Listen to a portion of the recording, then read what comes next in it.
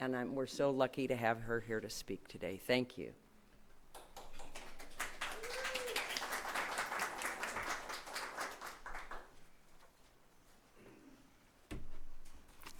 Thank you, everyone. I am so lucky and fortunate to have found the FOOF community. We do need each other. And through our love, we create that energetic surplus because we have so much to give that spreads to everyone we meet and those that we don't. And I'm so grateful to have that in my life. I am a Death with Dignity doula. And I do that through an organization called ELCOR, End of Life Choices of Oregon.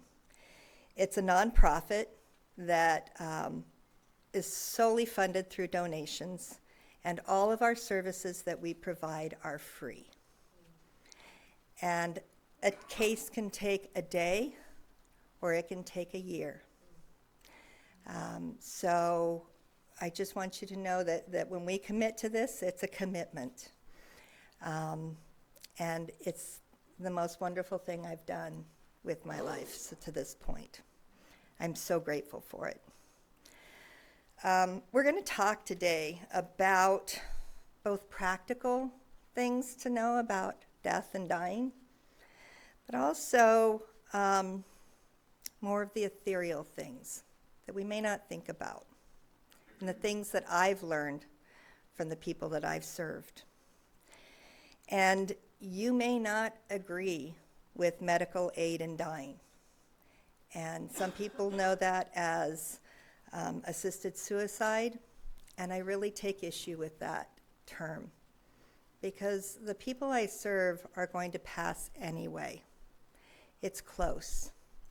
And the one thing they may have, maybe it's the only thing they have control over, is when and how they go. And so medical aid in dying, I will refer to now as MAID. It's a little easier. I'm not here to convince you, but I am here to answer questions, and I'll be available afterwards. And there's also brochures in the back that will talk about it more. So, and I also swore I was going to start my timer so I wouldn't go over, so forgive me as I do that because I can be long-winded. Just saying.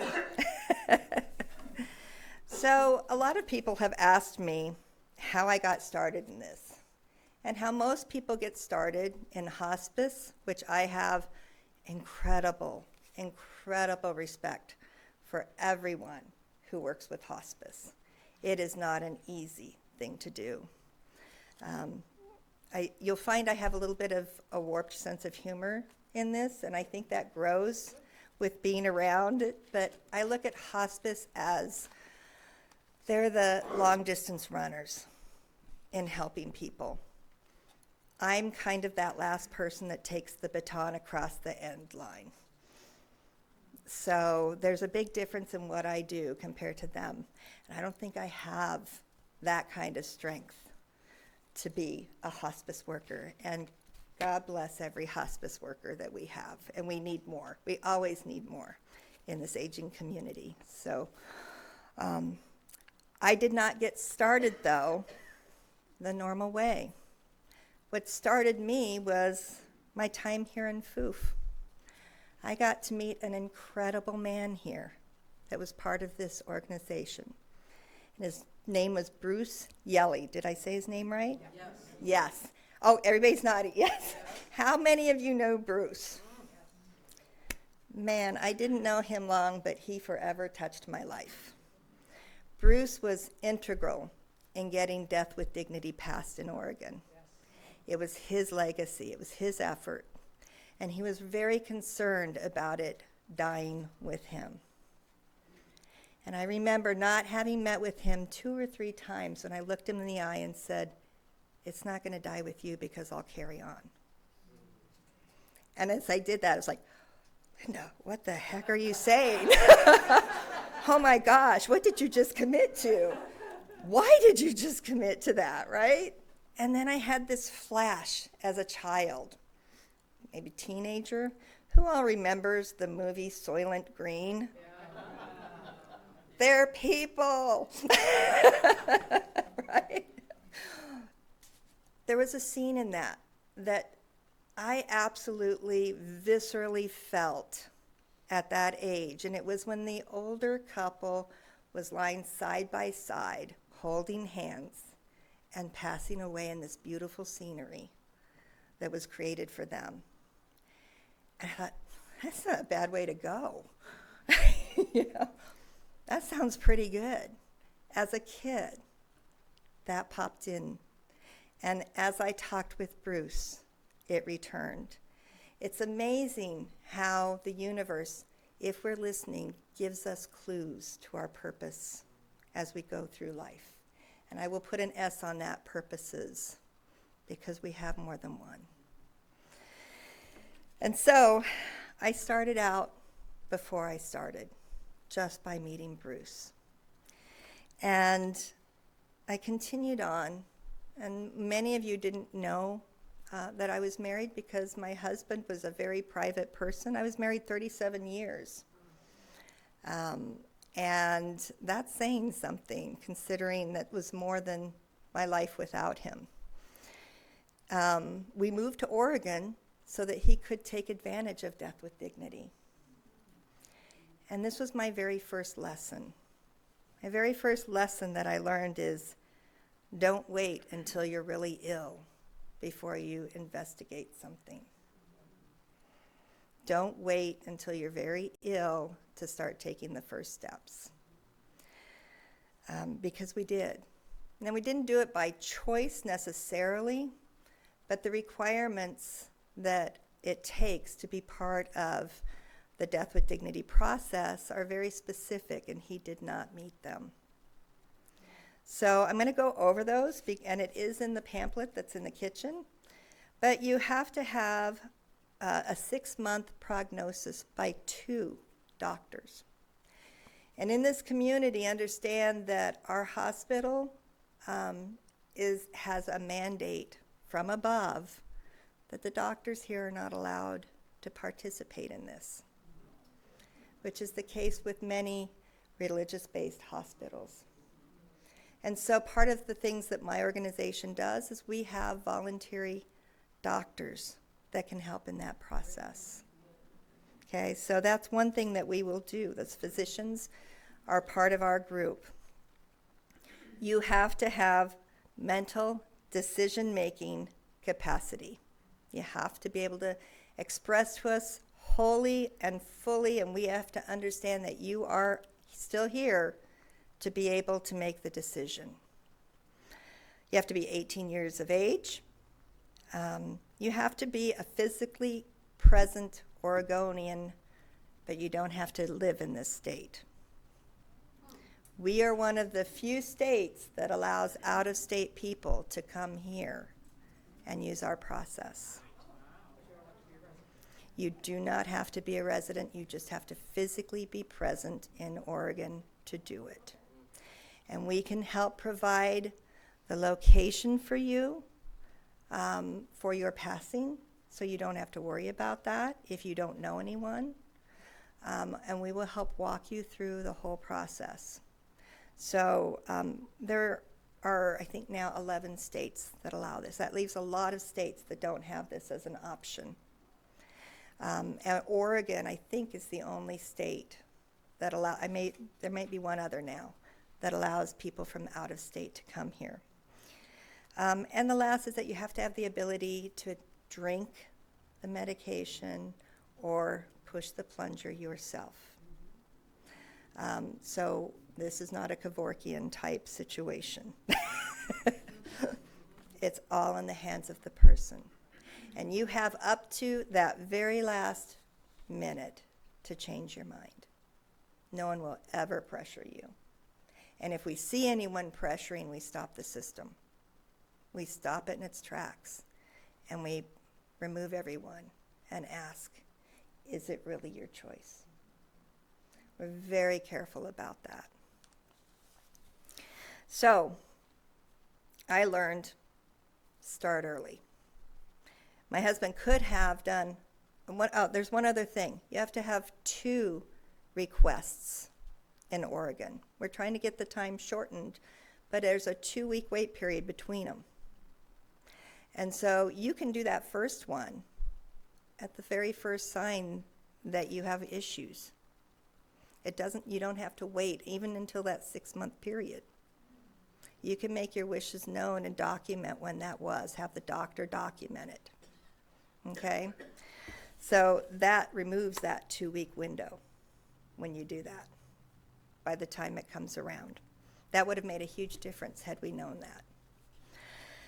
Some of the other practical things I learned from my own experience: we can't always know when someone's going to pass, right? None of us do. Even if we think we do, we don't. So prepare. And by preparing, do the paperwork you need to do. Put in place the plans you need to put in place. And the last P, I have 3 Ps: passwords. No one ever thinks about sharing an envelope that has all their passwords to all their accounts online, and I will tell you the headaches that happen for families when they don't do it. I was lucky I handled all of that, but had my husband been the one left, I hadn't done that. He would have had no idea how to even access our bank accounts, much less get into them. Okay? So, paperwork, plans, and passwords. Create a support system for yourself. Start now. This is a support system. Your neighbors can be a support system. Start it now and be that support system for them as well. That is that network of community that helps us grow. And it's so important in those times of need. So make sure that you are part of that by deepening your friendships. Because believe me, those friendships are what helped keep me going when I was really down. Listen to the wishes of the dying. We've had incidences where the person was very clear what they wanted, but there was some family member, usually not even a close one, that really did not agree with what they wanted to do and made it loud and clear all the way up to the very last day, and created incredible pain and agony within the family and community. It doesn't matter what those wishes are. My husband didn't want anyone in the room with him when he died.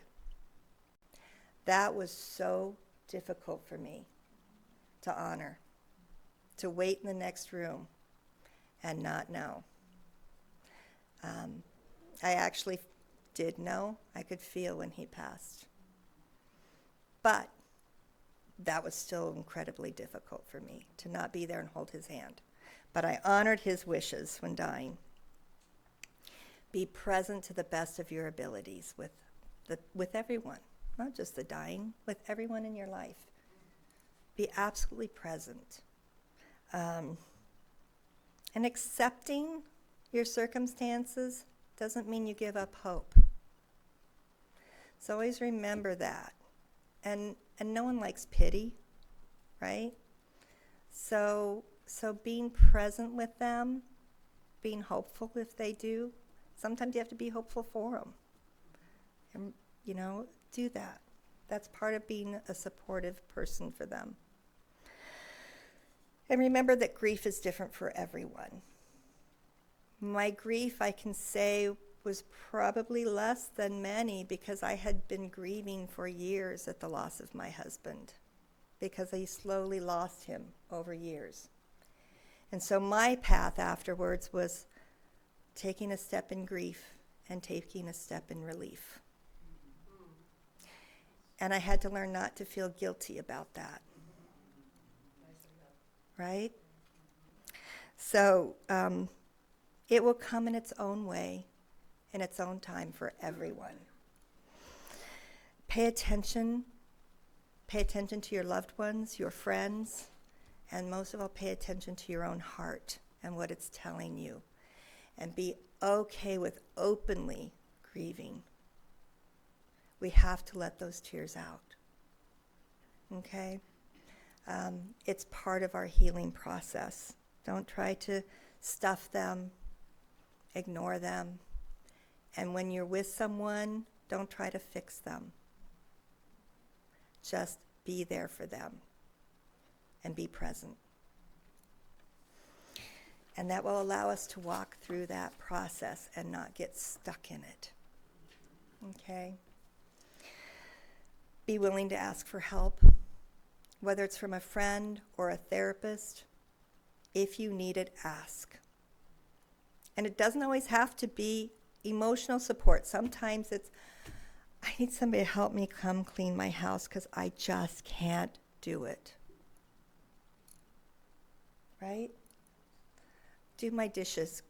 They've been going for a week, and every time I look at them, I for some reason can't do it. And put out the call. And you know what? Your friends are looking for ways to help.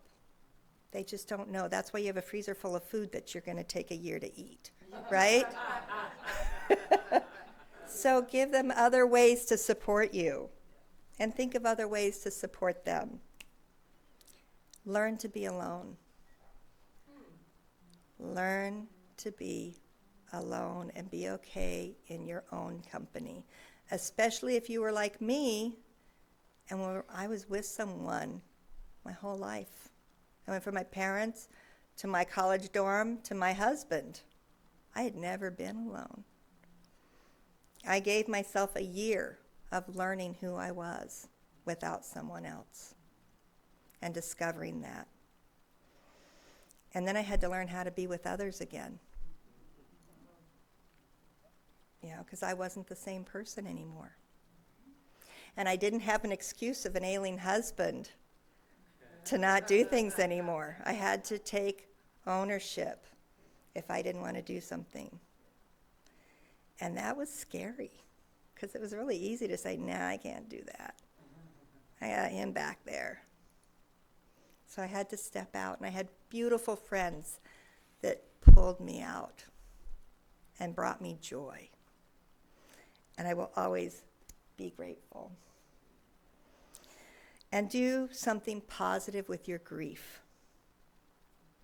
Turn that grief into something more and focus it into something better and more substantial, making this world a better place. For me, I chose to become a volunteer with end-of-life choices. My husband died the end of February. 2 months later, I was at my first end of life. I met her the day I held her hand when she took her last breath.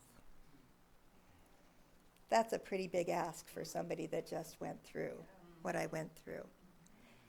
And it was the most incredible experience of my life. Now, I went into this being told, I don't know what we're going to get when we get there. She's pretty hostile to everyone.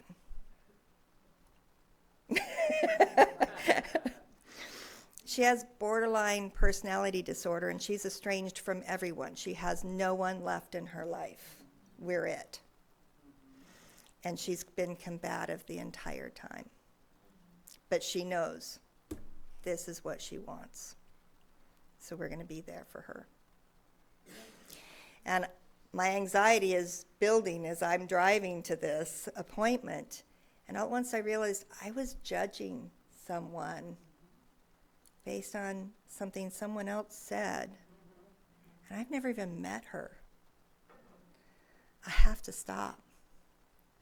So I made a decision that I was going to walk in completely of service, and that I was going to be nothing but love and acceptance of her from the moment I saw her.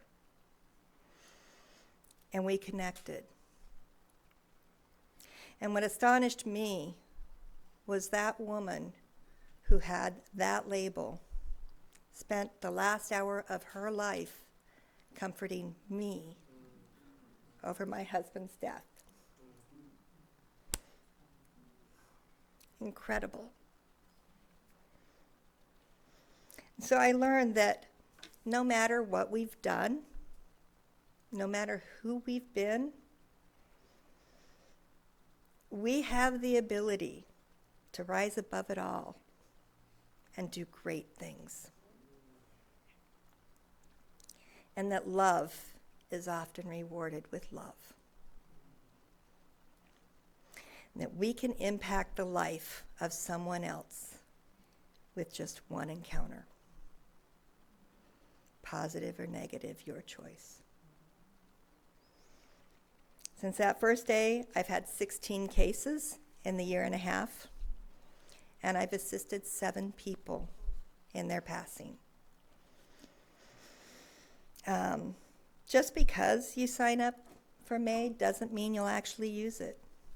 Many times death comes for you sooner than you're ready. Sometimes you just change your mind and say, I'm going to write it out. It's okay either way.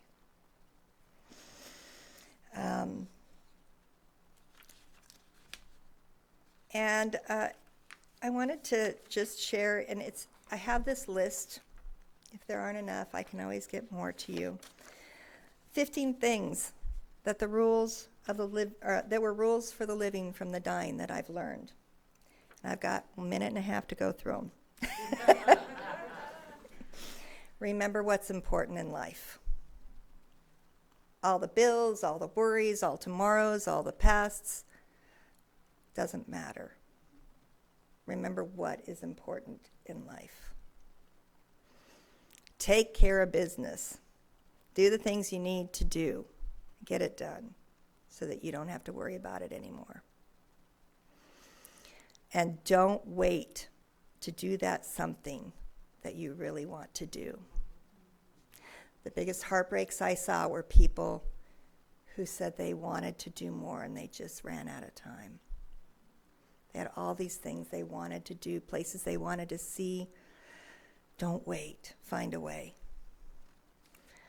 And don't leave things left unsaid, because that person can be gone tomorrow. Don't do it. Say it now. Remember that we are all flawsome. We are all flawed, and we are awesome. And we can all use help. Think of the ones that are alone. We often kind of in the periphery of our lives. Remember, they need connection as much as we do, even more. And be that person that reaches out, whether it's a card or a call or a love bomb energetically. Let them know you're thinking of them. Be willing to speak your truth and set boundaries and build better relationships. Forgive each other, if you can, for your own well-being. It's not for them, it's for you. And forgive yourself for the same reason. Tell and show people that they matter. And do it with love, and do it often, and do it with strangers. Tell and show people, I did that one. Ask for help when you need it, and don't stop until you get it. Be open to the unknown forces of the world. I've seen incredible things, felt incredible things during this last year and a half that are unexplainable. And I've heard stories from those families afterwards. There's nothing to fear in death. Trust me. It's never too late to attempt to make amends. And so you can make one. but you can make the attempt.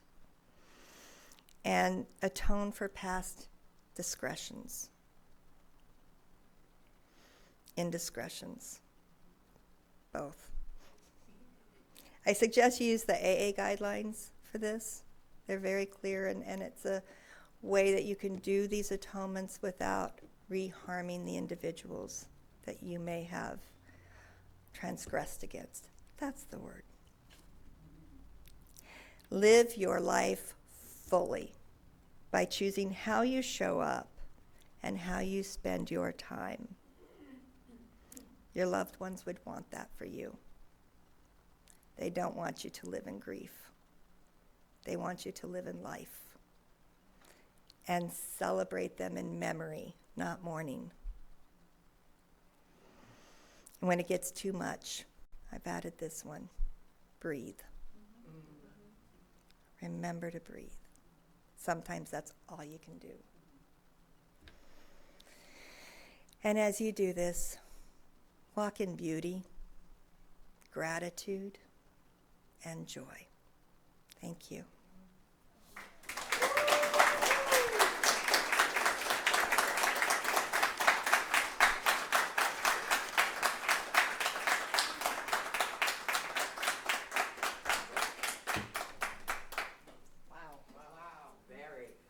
Wow. Wow. Linda, if you have that list and you want to share it with us, we'll